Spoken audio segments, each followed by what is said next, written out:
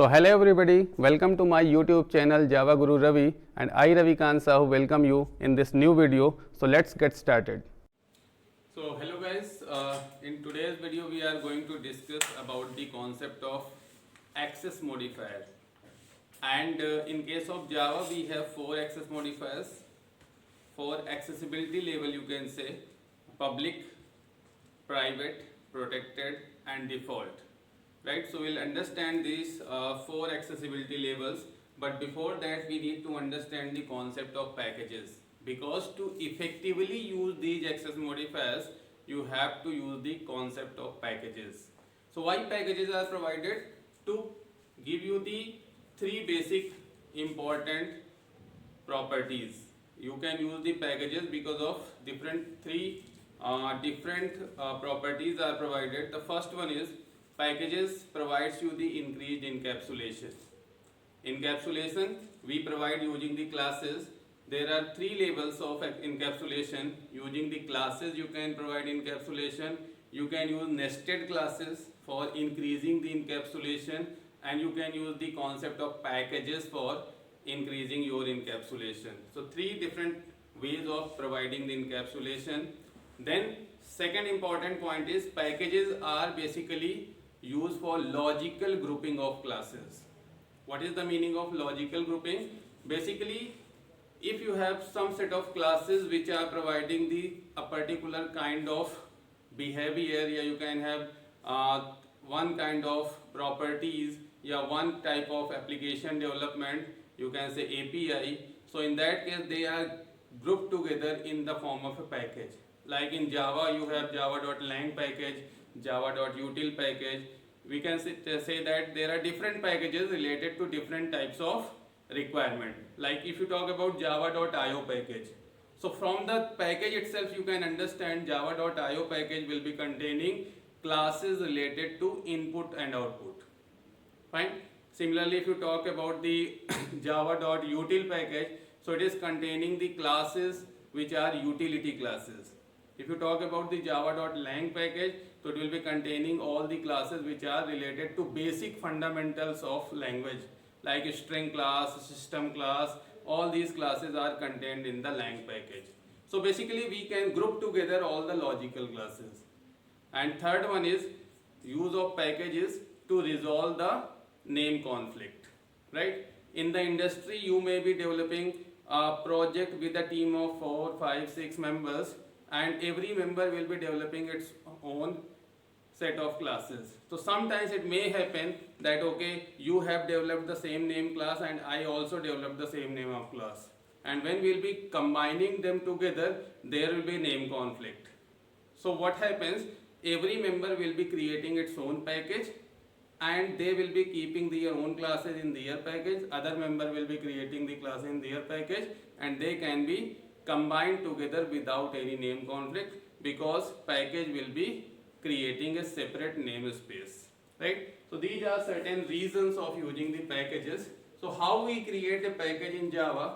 Simple. In any file, the important point is if any file you are creating and you want to make those classes the part of some package, so the first line of your file must be the package statement. You will write package, which is a keyword, then the name of the package, followed by semicolon. So this must be the first line of any file, and all the classes, interfaces, enums, whatever you have mentioned in that very file will be the part of this package. Right? So this package statement must be always the first statement, and every class which is defined in that particular file will be the part of that package. Right? Second thing is, when you want to use the class of some other package, let's say from package P2, these 2 classes C and D are defined in package P2, and there are 3 classes which are defined in package P1, main, A and B. Right? So let us suppose from package P2 I want to access the main class which is in some other package. So I have to import that package. Import statement is there, like in C++ and C you write #include. Here you have to use the keyword import. तो it gives you additional encapsulation, right? Additional layer of protection has been added. Okay, if you want to access that particular class, you have to take the permission. Import is taking the permission. So I am writing here import p1 is the package, and whatever class you want to access. If I want to access only main, so I can write import p1.main. If I want to access main as well as a, so I'll have to write import p1.main. Then second line will be, third line will be import p1.a. Let's say I want to import b also, I'll write import p1.b. But there is a syntax which says ki, okay, if you want to access all the classes of any package, so you can write import package name dot asterisk. So if you write asterisk, it means you are taking the permission of accessing every class of that particular package, right? So in this case I am creating two packages, and now let us understand the access modifiers. So basically, if you are defining any class, so what is the role of access modifier?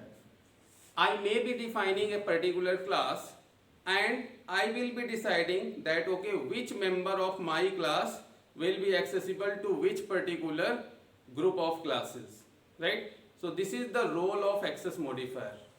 Means I have created, let's say I am creating some class, let's say employee, and I am saying ki, okay, employee name should be accessible to anybody, so I can declare it public.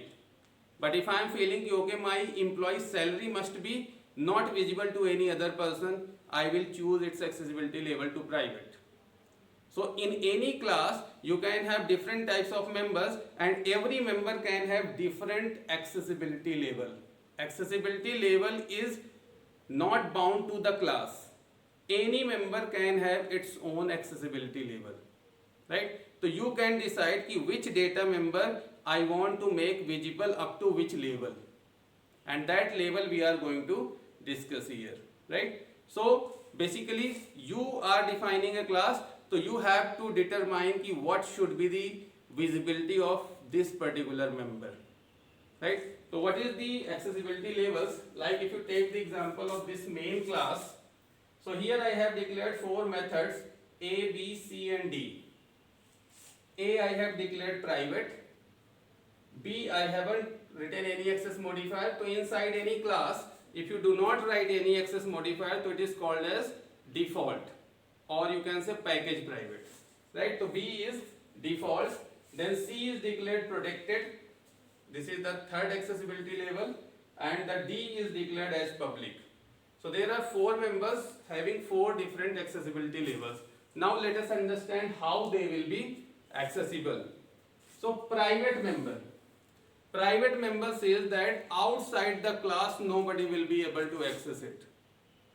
So in this class main I have declared A as private. So private member A will not visible to this class A, it will not visible to this class B, it will not be visible to C, it will not be visible to D. So private member will not be accessible to any other class. It is visible within the class only. Outside the class nobody can access. Fine. Then if you talk about the second one, B is accessible within the package. So default members are accessible within the package to everybody.